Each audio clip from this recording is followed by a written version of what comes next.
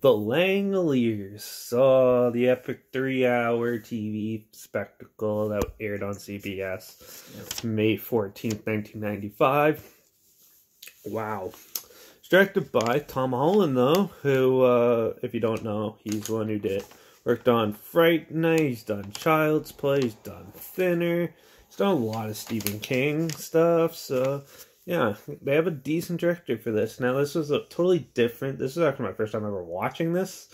And, boy, it's a little different than I thought. Now, has an annoying character, but from what I've heard, it's pretty much exactly the same as the novella it's based on.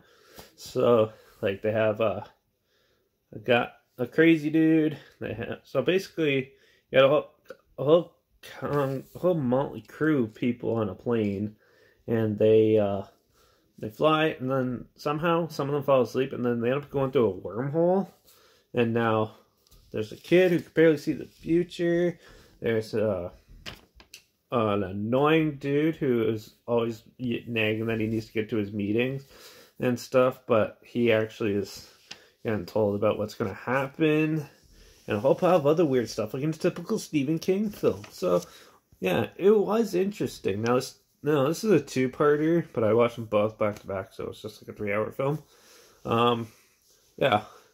So, I thought it was going to be a monster movie. No. You see, like, these, like, langoliers, which are the monsters near the end. Boy, I'll get to those in a sec. But, first up, the first half is, like, the characters are very relatable, likable, for the most part. It was done pretty well. It has quite a slow pace to it. But that's what you do with TV movies and stuff. You got to make them a little slow. And, yeah, overall, the characters are interesting. The acting is actually pretty well done. It's a little shoddy nowadays. Like, the way it was shot, the cinematography is pretty awful. But, like, it's 1995. Like, I'm sure it looked fine back then. But, yeah, it nowadays looks a little cheap. But, yeah, it has some interesting twists and turns. A lot of sets were pretty bland, though. So, like, a very dull look to it. But it would be depressing if you traveled back in time and realize that's already happened and there's no one there. It really gets you thinking, which is a cool thing about this film. It gets you thinking, like, wow, that's a new way to see, like... You always see movies of people going to the past and disrupting it, and then going to the future.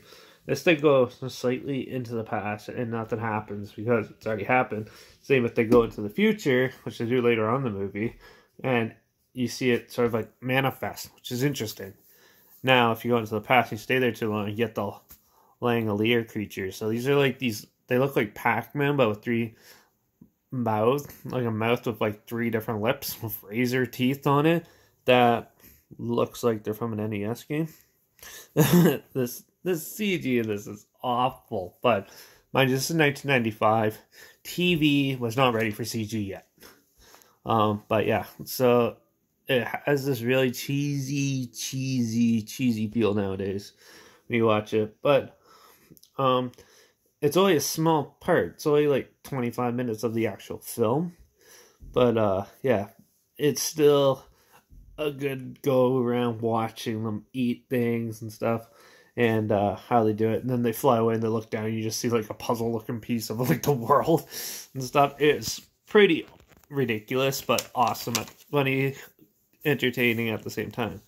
Overall, I thought this film was pretty well done for what it was. It concentrated more on characters than actually the Langoliers, and the Langoliers are just like a small component of the actual full story.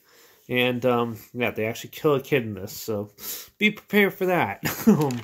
Yeah, and overall, definitely something that has almost been lost, but there's still people slowly resurrecting it and talking about it. So I wanted to put my couple thoughts out there, and hopefully some of you guys can find this and check it out. I have no idea where you can find it. I have a DVD box out with The Stand, this, and Golden Years, which I'm going to review the other 2 shortly anyway. So yeah, yeah, definitely check it out.